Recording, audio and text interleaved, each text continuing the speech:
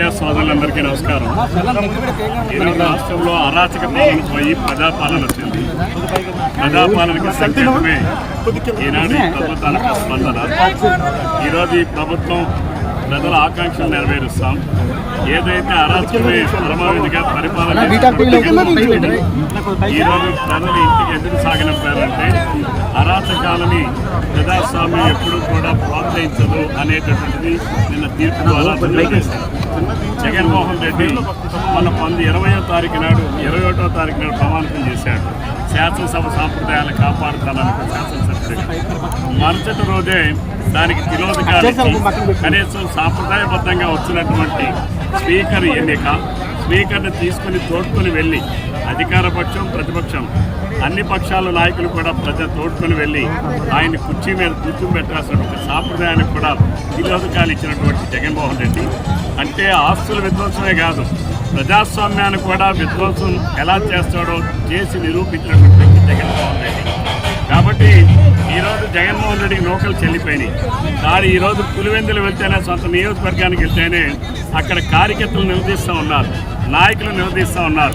5 సంవత్సరాలు తాడేపల్లి ప్యాలెస్లో పడుకుని ఇప్పుడా మేము గుర్తొచ్చాం మీకు అని చెప్పి ఈరోజు జగన్మోహన్ రెడ్డి సొంత పార్టీ కార్యకర్తలు నాయకులే ప్రశ్నిస్తున్నారనంటే జగన్మోహన్ రెడ్డి 5 సంవత్సరాల పరిపాలన ఎంత అదమంగా సాగిందో దీనికి ఒక నిదర్శనం.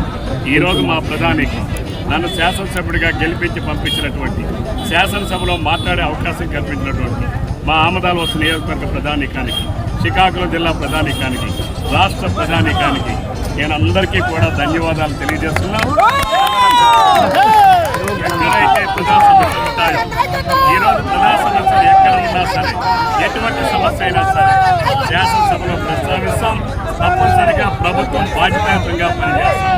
ఈరోజు ప్రభుత్వం ఉన్నతలు కానీ శాసనసభ్యులుగా మేము కానీ ప్రభుత్వం తాలూకా బాధ్యతలు, ప్రజలు ఇచ్చిన బాధ్యతల్ని మనసా వాచా నెరవేరుస్తాం.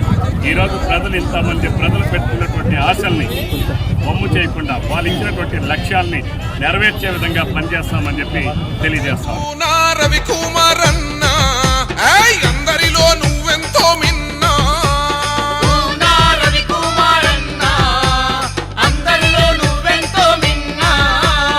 ఆముదాల వలసకే నువ్వన్నా సేవ చేసే నీ మనసే వెన్నా